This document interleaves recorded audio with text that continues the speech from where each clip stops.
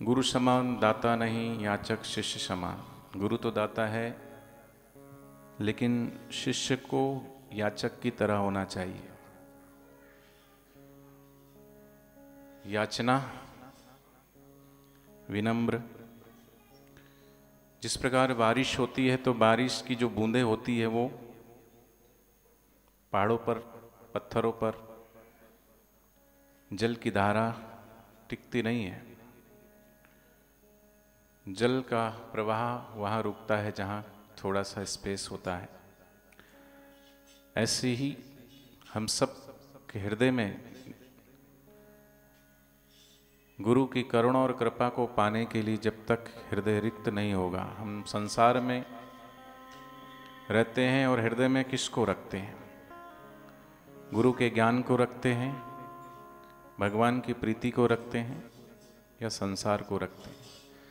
आनंद ही आनंद बरस रहा बलिहारी, ऐसे सदगुरु की हम बोलते हैं। गुरु चरणों में आनंद तो बरसता ही है, ऐसे गुरु के चरणों में बलिहार जाते हैं हम, लेकिन वो आनंद हमारे हृदय में ठहरता है कि नहीं? क्योंकि हम आनंद तो चाहते हैं, हम चाहते हैं कि बस बैठें और हमारी समाधि लग जाए, ध्यान लग जाए, लेकिन ध्यान लगता नहीं। क्योंकि भीतर ध्यान तो सबका लगता है, लेकिन जहां लगाना चाहिए वहां ध्यान नहीं लगता है। मन सबका लगता है, लेकिन जहां मन को लगाना चाहिए वहां मन नहीं लगता। मन कहाँ लगना चाहिए? भगवान के चरणों में, गुरु के वचनों में, लेकिन फिर भी नहीं लगता।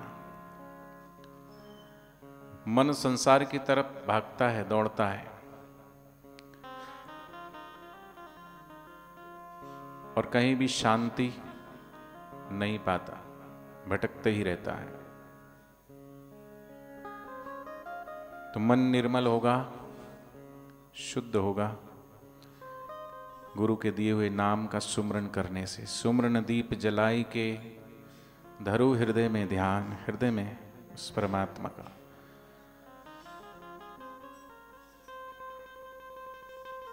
हम चाहते हैं आनंद, लेकिन क्षणिक सुखों को छोड़ते नहीं हैं, इंद्रियगत सुखों को छोड़ते नहीं हैं। इंद्रियगत सुख थोड़ा सा छूटेगा तब थोड़ा भावजन्य सुख जगेगा, और भावजन्य सुख और गहरा होगा। भाव भी आता है, जाता है, घटता है, बढ़ता है, लेकिन भावजन्य सुख से भी ऊंचा आनंद है, स्वरस है, भीतर का रस। भगवान श्री कृष्ण गीता में उसी रस की बात करते हैं। बाहर के रस नहीं, रसो वैसा, वो स्वयं है, आपका है, निज का है, खुद का है, बाहर से उसको लाना नहीं है। सुख के लिए तो बाहर की चीज वस्तु चाहिए, लेकिन आनंद के लिए कुछ नहीं चाहिए। और जिसके लिए कुछ नहीं चाहिए वहीं मन नहीं लगता है, वहीं मन नहीं ठहरता है। तो इसलिए इंद्रिय अर्थेषु वैराग्य, इंद्रियों के अर्थ में थोड़ा सा जब हम वैराग्य लेके आएंगे तो जहां जहां मन भटक रहा है वहां से मन थोड़ा सा अंतर्मुख होगा और मन थोड़ा ठहरेगा। क्योंकि जब मन को बाहर के विषय नहीं प्राप्त होंगे तो मन कहाँ जाएगा? जैसे जब नेविगेशन का आविष्कार नहीं हुआ था, दिशा सूचक, पहले तो पता कैसे करते थे? बड़े बड़े जहाज पर कबूतर रखते थे, पक्षी रखते थे, पक्षी को उड़ा दिया जाता था। थोड़ी देर में अगर पक्षी वापिस आ जाए तो ये समझते थे कि शायद आसपास तट है ही नहीं, जहाज और आगे बढ़ता। अगर पक्षी थोड़ी देर में नहीं आए तो समझ जाते थे कि आसपास ही कहीं टापू है, तट है, स्थान मिल गया होगा। ऐसे जब तक मन को हम कहीं ना कहीं विषयों के पीछे छोड़ देते हैं, मन वहां जाके टिक जाता है, बैठ जाता है, तो भीतर आता ही नहीं है।